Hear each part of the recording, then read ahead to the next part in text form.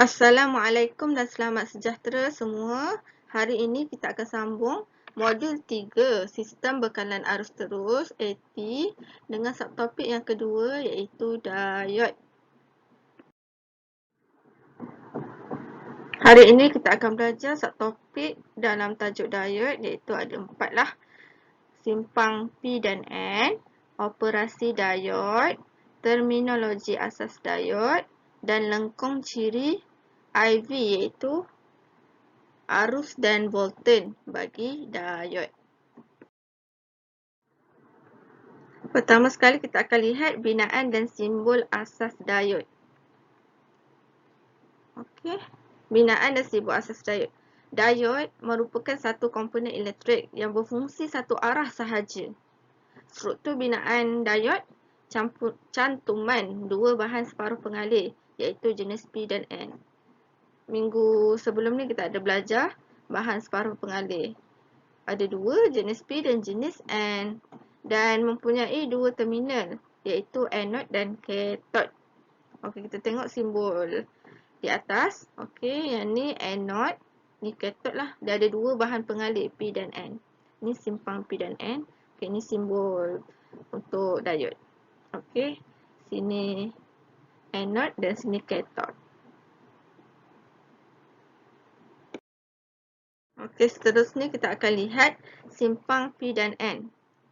Simpang P dan N. Proses penggabungan bahan P dan bahan N akan menghasilkan kawasan simpang yang dikenali sebagai sawar upaya.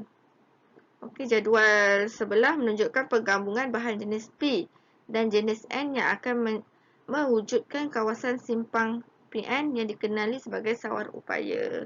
Mari kita lihat proses penggabungan. Yang pertama, kita tengok simpang PN.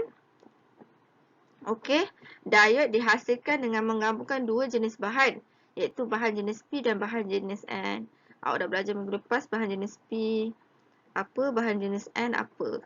Okey. Yang kedua, kita tengok step dia. Lubang dan elektron menyeberang simpang. Ni simpang P, ni simpang N. Okey, simpang P dia lebih banyak lubang, simpang N dia lebih banyak elektron. Elektron bebas dalam bahan jenis N yang berhampiran dengan simpang akan meresap dan menyeberang simpang dan meresap ke dalam bahan P. Elektron ni dia akan masuk dalam lubang lah. Okey, step yang ketiga, kita tengok kehilangan elektron bebas di bahan N akan membentuk positif. Okey, mula-mula sini dia negatif sebab banyak elektron. Lepas tu kehilangan dia akan membentuk positif dan kemasukan elektron bebas dekat P, bahan P membentuk ion negatif. Keadaan ini membentuk satu lapisan ion positif pada bahan N. Okey, dah ada positif tapi akan ada elektron yang akan masuk akan membentuk negatif, ion negatif pada bahan P. Kawasan ini dikenali sebagai lapisan susutan. Okey, step yang seterusnya kita tengok ion positif dan ion negatif yang membina medan elektrostatik melintasi simpang P dan N. Dia dah jadi positif, dia jadi negatif. Resapan elektron bebas dan lubang akan berhenti apabila tiada keupayaan untuk mengatasi medan elektrostatik. Halangan atau rintangan yang dibina oleh medan elektrostatik dikenali sawar upaya ataupun upaya sempang. Okey, dia dikenali sebagai sawar upaya ataupun upaya sempang yang tengah-tengah ni.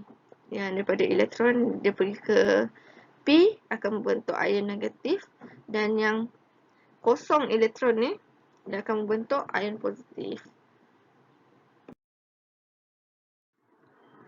Seterusnya kita akan lihat operasi diod. Okey, operasi diod dia terbahagi kepada dua iaitu diod pincang hadapan dan diod pincang songsang. Okey, kita tengoklah. Volten pincang ialah volten yang melintasi diod.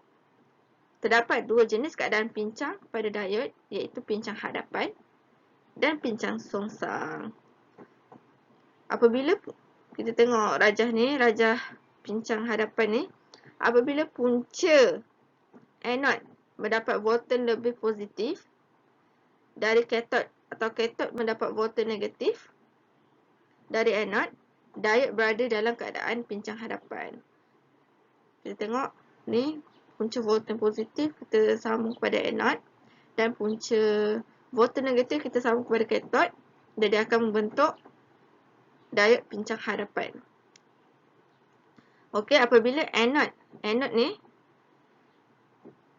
mendapat volten lebih negatif, kita sambungkan dengan negatif, dan katot kita sambungkan kepada positif, diode berada dalam keadaan pincang songsang. Kita tengok ni punca volten kita negatif, kita sambung kepada anod, punca volten positif kita sambung kepada katot, dan akan dapat pincang songsang. Arus elektrik yang mengalir begini, pincang songsang. Okey.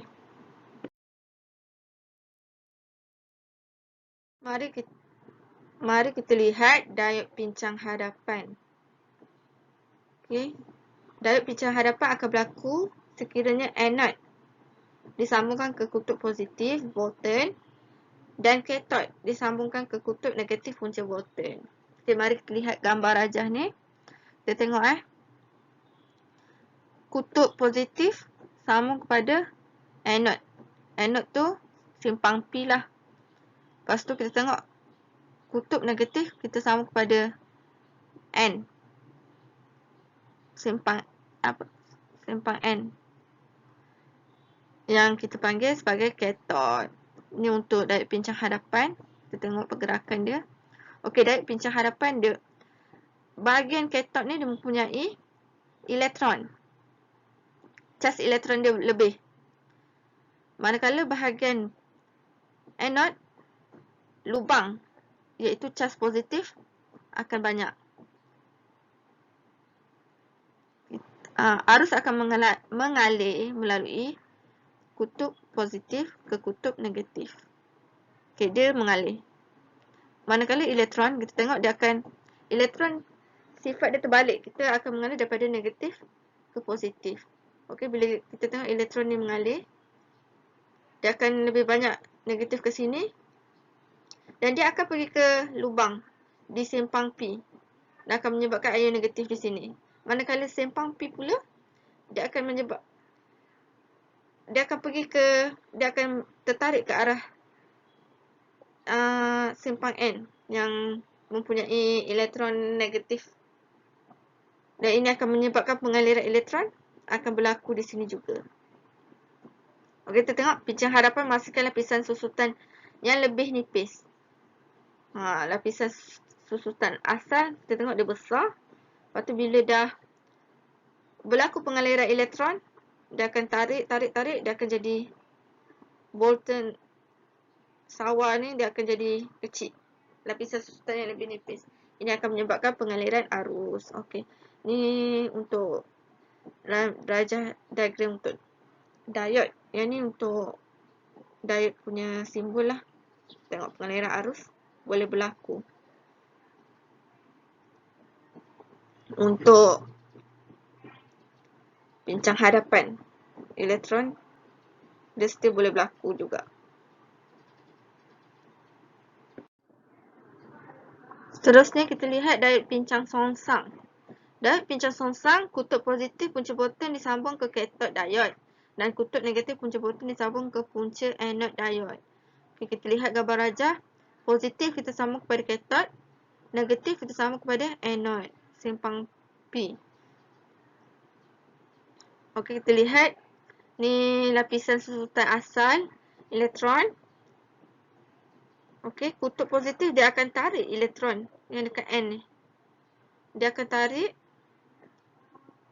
Manakala yang negatif dia akan tarik lubang, menyebabkan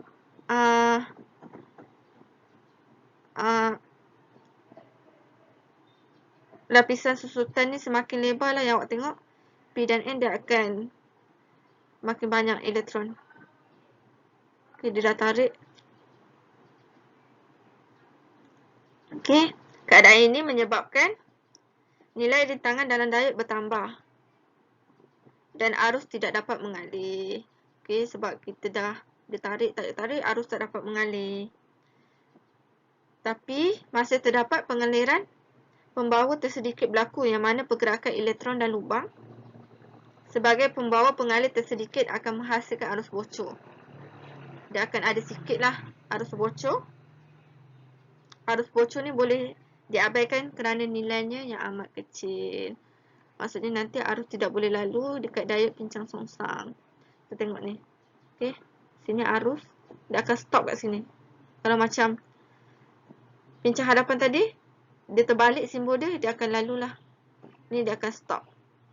Kalau kita nak membenarkan pincang songsang ni, kita akan tambah satu lagi bahan lah selalunya. Sama ada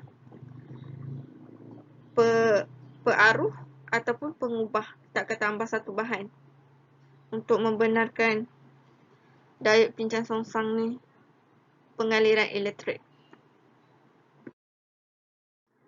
Seterusnya kita akan lihat terminologi asas diode. Kita ada 5 terminologi yang perlu kita ingatlah. Okey, yang pertama sekali Wolten-Lutet. Wolten-Lutet, apa itu Wolten-Lutet? Wolten ketika diode mula mengalirkan arus. Nilai Wolten-Lutet bagi silikon. Silikon ialah 0.7 Volten dan germanium ialah 0.3 volt. Okey, awak tengok. Silikon dengan germanium ni bahan separuh pengalir yang kita belajar minggu lepas. Betul kan? Okey, yang kedua terminologi yang perlu awak lihat, sawar upaya. Sawar upaya yang tengah-tengah tu lah, dekat simpang P dan N. Sifat rintangan yang menentang pengaliran elektron yang dihasilkan oleh medan elektrostatik pada simpang Pn. Okey. Yang ketiga, arus bocor. Arus yang mengalir dalam diode ketika dipincang songsang yang disebabkan oleh pembawa tersedikit. Arus bocor ni kita akan tengok dekat diode pincang songsang sahaja. Okey, lepas tu kita akan tengok Volten songsang puncak. Volten songsang puncak pula nilai maksimum pada masukan volten pincang songsang berada pada puncak kitaran ketika diode berada dalam pincang songsang. Okey, volten pecah tebat pula. Takat volten ketika berlakunya nilai arus songsang naik secara mendadak. Jumlah arus yang besar melebihi takat pecah tebat menyebabkan cantuman P dan N rosak. Okey, volten pecah tebat ni dia berlaku ketika berlakunya nilai arus songsang yang menaik secara mendadak. Jumlah arus yang besar melebihi takat pecah tebat menyebabkan cantuman P dan N rosak. Dia akan menyebabkan bahan P dan N tu rosak. Seterusnya kita akan lihat subtopik lengkung ciri arus dan volten bagi diode. Kita ada dua diode pincang hadapan, diode pincang songsang. Okay, mari kita lihat diode pincang hadapan dulu. Diode pincang hadapan. Terdapat arus yang mengalir dalam jumlah yang kecil sehingga mencapai nilai volten lutut. Nilai volten lutut tadi awak tengok untuk silikon 0.7. Untuk germanium 0.3. Okey, nilai volten lutut yang berbeza mengikut jenis bahan separuh mengalir iaitu 0.3 bagi germanium ni tadi dan 0.7 bagi silikon. Yang terakhir, jumlah volten susut yang melintasi diode adalah sama dengan nilai volten lutut diode. Ini untuk diode pincang hadapan. Untuk diode pincang songsang, terdapat arus yang mengalir dalam diode ketika dipincang songsang yang disebabkan oleh pembawa tersedikit. Nilai takat volten yang sangat tinggi ketika berlakunya nilai arus songsang yang naik secara mendadak. Kesannya boleh menyebabkan cantuman P dan N diode rosak.